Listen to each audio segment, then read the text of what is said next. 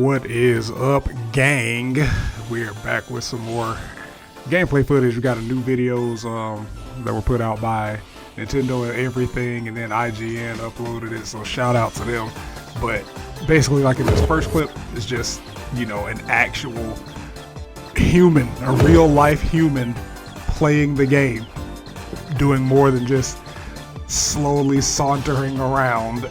It's like we got a little bit of a homing attack. That was the shit. He has a parry. My man has a third strike parry. In post, I'm gonna put the third strike parry sound over that. But like this was what the first gameplay should have been, honestly, I think, because it just shows off a lot more fluidity, a lot more of the world, a lot more Sonic in action, like some of the more quote-unquote difficult pieces of platforming to get to some of the other things. There's also this part where they basically go back through the first trailer, just more action-packed. It's a different time of day, different play style, because, you know, we've seen the world, so now they're just doing it, and everything that everyone took issue with is basically being addressed. Like, there's a real sense of speed. You get to see more, you get to do more. Here he's showing you that you can climb, or you can run as opposed to climbing, sorry. That same building that we saw in the first portion, and he even goes higher. He goes all the way up to the top, just stands there for a couple of seconds, gives a little quick overview, and then it's right back to the shit because he jumps off here and grinds. And this is honestly like what everybody needed to see, because even in an interview, Iizuka said that y'all don't understand shit. Y'all ain't seen nothing. Y'all don't know nothing. And I couldn't agree more. In an interview with VGC, Iizuka says that it's not really surprising.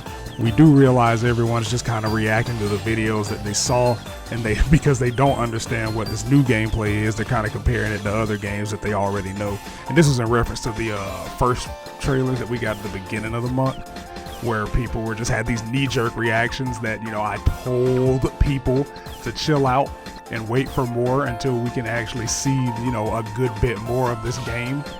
And now basically everybody's pretty much done a heel turn on it, predictably so, because that's just what this fan base does. But he goes on to say, so we do see a lot of people saying, oh, it's kind of like this, it's kind of like that, but it's not like this, it's not like that. And according to Iizuka, Sonic Frontiers isn't an open world game at all, but instead is something new that the team internally calls Open Zone. So that's fun, that's exciting. IGN also managed to get an interview with Morio Kishimoto, who's the game's director, and he says that level-based platformers often have a world map. Our Open Zone is a world map, only we've made it entirely playable, which is sick. A playable world map that includes stage-like elements is something that we haven't really done before, so we had to come up with a new name. What is often defined as a world in other level-based platformers is called a zone in Sonic games. So we took that and combined it with open, which refers to a freely explorable field. So that's what Open Zone stands for. He goes on to say, Super Mario Bros. 3 was released in Japan in 1988. I believe this was the first game to introduce a world map. Holy shit, that was so long ago. But it was, I think. The system has been used by countless platformers since, even to this day. A true evolution of this structure is what we see as the essence of Sonic Frontiers' fields. We wanted to provide a next-gen level-based platforming experience, but how do we evolve a level-based platformer like Sonic into this new open zone? That's what Sonic Frontiers is all about.